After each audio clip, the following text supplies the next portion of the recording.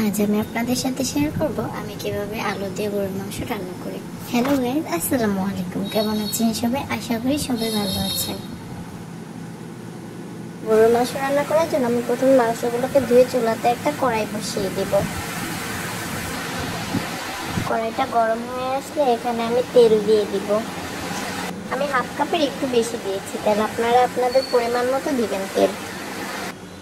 এরপর সাথে কিছু গরম মশলা দেব, তেজপাতা, এলাচ, দারচিনি দেব।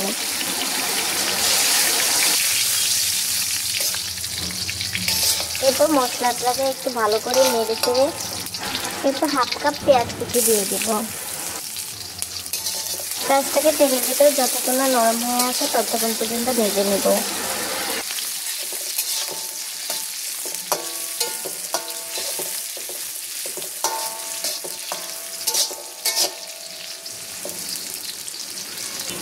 পেঁয়াজটা নরম হয়ে আসলে এখানে আমি 1/4 কাপ পেঁয়াজ বাটা দিয়ে দেব। 1.5 টেবিল চামচ আদা বাটা এবং 1 টেবিল চামচ রসুন বাটা দিব।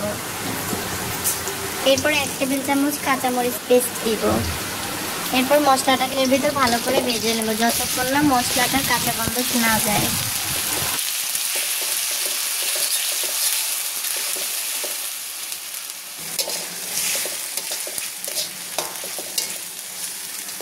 এরপর এখানে আমি 1 কাপের একটু কম গরম পানি দিয়েছি, আপনারা চাইলে ঠান্ডা পানিও দিতে পারেন।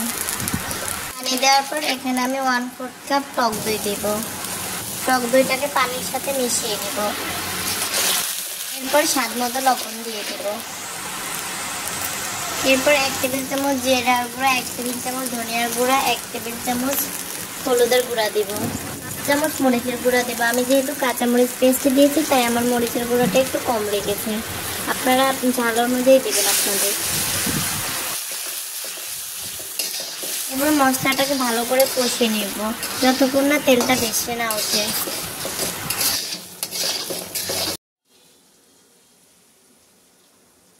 এখানে আমি মাংসটাকে ভালো করে ধুয়ে পানি ঝরিয়ে নিয়েছি।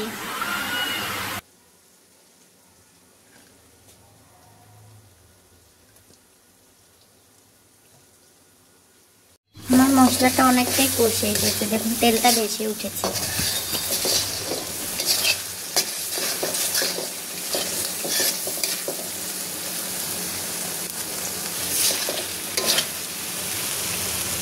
মশলাটাকে ভালো করে কষিয়ে তারপর আমি মাংসগুলো দিয়ে দিব। এরপর খুব ভালোভাবে নেড়ে নেব, নেড়ে মিক্স করে তারপর আমি একটা ঢাকনা দিয়ে ঢেকে দিব।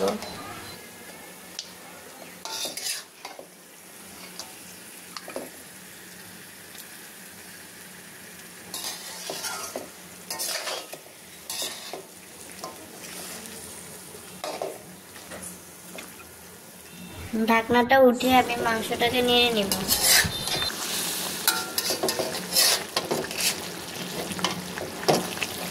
চুলার আঁচ মিডিয়ামে রেখে মাংসগুলো আগে কষাতে হবে।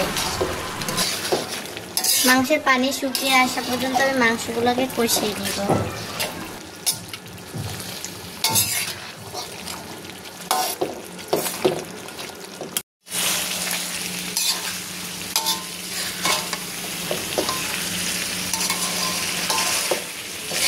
দেখুন আমার মাংসটা অনেকটাই কষানো হয়ে গেছে, মাংসের ঝোলটা টেনে গেছে।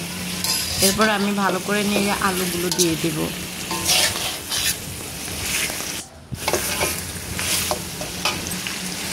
এখানে আমি 3 পিস আলু এবং কয়েকটা আস্ত রসুন দিয়েছি। মাংসের সাথে আমার রসুনটা খেতে অনেক ভালো লাগে তাই আমি দিয়েছি, আপনারা চাইলে না দিলেও হবে।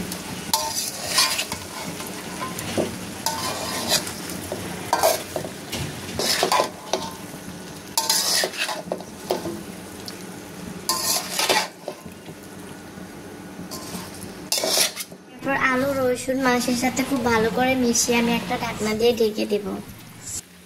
এরপর ঢাকনাটা উঠিয়ে ভালো করে নেড়ে আমি এখানে পানি দিয়ে দেব। আমি এখানে গরম পানি ব্যবহার করেছি, আপনারা পানিটা বুঝে দেবেন। অনেক সময় গরুর মাংস তাড়াতাড়ি সিদ্ধ হয়ে যায় আর অনেক সময় দেরি হয়। পানি দিয়ে এরপর মাংসটাকে আমি ভালো করে রান্না করে নিব যতক্ষণ না পর্যন্ত মাংসটা সিদ্ধ হয়।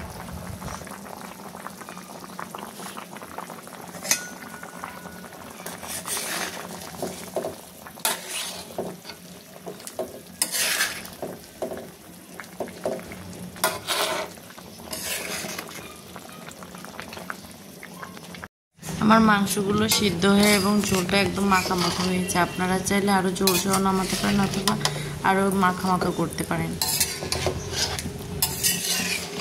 এভাবে অবশ্যই একদিন বাসায় ট্রাই করবেন, ইনশাআল্লাহ অনেক ভালো লাগবে। আমার ভিডিওটি যদি আপনাদের কাছে ভালো লাগে অবশ্যই লাইক, কমেন্ট এবং শেয়ার করে দেবেন। অনেক ধন্যবাদ সবাইকে পুরো ভিডিওটি দেখার জন্য। দেখুন মাশাআল্লাহ আমার মাংসের কালারটা অনেক সুন্দর এসেছে, তাই না? ধন্যবাদ সবাইকে, সবাই ভালো থাকবেন। আল্লাহ হাফেজ।